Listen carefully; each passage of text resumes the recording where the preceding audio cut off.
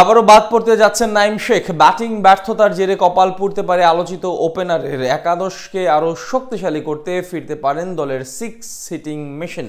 ইতিমধ্যেই 2-0 ব্যবধানে সিরিজ দখলে নিয়েছে টাইগাররা। পাকিস্তানের বিপক্ষে এখন শেষ ম্যাচে জিতলেই mission super duper successful Liton দাসের দলের। হোয়াইট ওয়াশ কিংবা বদলা নেয়ার মিশনে এবার কারা থাকছেন টাইগারদের সেরা একাদশে, এ নিয়ে বিস্তারিত রিপোর্ট।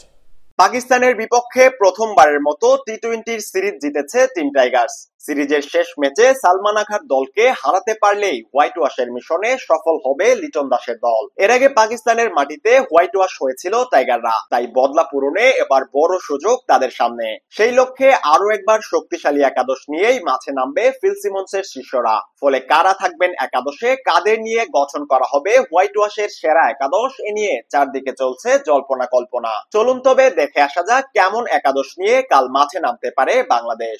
সবকিছু ঠিকঠাক থাকলে এবার একাদশ থেকে বাদ পড়তে পারেন মোহাম্মদ নাইম শেখ। দারুণ এক সুযোগ পেয়েও তা কাজে লাগাতে পারেননি এই আলোচিত ওপেনার। পাকিস্তানের বিপক্ষে গেল দিন আগে নেমে 7 বলে খেলেছেন মাত্র 3 রানের ইনিংস। এর আগে লঙ্কানদের বিপক্ষে মিডল অর্ডারে নেমে 29 বলে খেলেছিলেন 32 রানের ইনিংস, যা টি-20 সাপেক্ষে অত্যন্ত ধীরগতিরই বলা চলে। এদিকে শেষ ম্যাচের উপর নির্ভর করছে মিশন হোয়াইট ওয়াশের সাফল্য।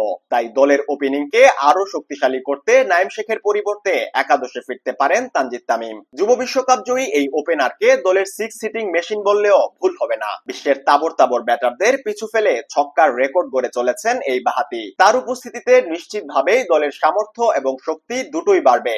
এছাড়া দলের ওপেনিং এ তার সাথে আরো থাকবেন পারভেজ ইমন। এই জুটির দারুণ বোঝাপড়ার জন্যই দলের পুরো আস্থা থাকবে তাদের উপর। এদিকে ওয়ান ডাউনে এবারও থাকবেন টাইগার অধিনায়ক লিটন কুমার দাস। গেল 2 সিরিজ ধরে ব্যাটিং এর পাশাপাশি যেভাবে নেতৃত্ব দিচ্ছেন দলটাকে, তা সত্যিই স্বস্তিদায়ক। হোয়াইট ওয়াশের মিশনেও দলের ভরসায় থাকবেন তিনি। 4 নম্বর পজিশনে দেখা যাবে তাওহিদ হৃদয়কে। যদিও গেল দিন খুব একটা ভালো করতে পারেননি তিনি, তবে সম্প্রতি দারুণ ছন্দ দেখিয়েছে তার ব্যাট। তাই আরো একবার তার উপরই দায়িত্ব থাকবে মিডল অর্ডারের। 5 নম্বর পজিশনে নামতে দেখা যাবে সহ অধিনায়ক শেখ মাহাদিকে। বোলিং এর পাশাপাশি গেল দিন ব্যাট হাতে 33 রানের কার্যকর এক ইনিংস খেলেছেন এই অলরাউন্ডার। এছাড়া মিডল অর্ডারের গুরুত্বপূর্ণ 2 ফিনিশার হিসেবে দলে থাকবেন জাকের আলী অনিক ও শামীম হোসেন পাটোয়ারি। জাকেরের 55 রানের ঝড়ো ইনিংসের সুবাদে গেল দিন লড়াকু পুঁজি পায় টিম টাইগার্স। অন্যদিকে শামীমের সামর্থ্য আর সাম্প্রতিক পারফরমেন্স সব মিলিয়ে তারও কোনো বিকল্প নেই দলে। এছাড়া দলের স্পিন বিভাগকে শক্তিশালী করতে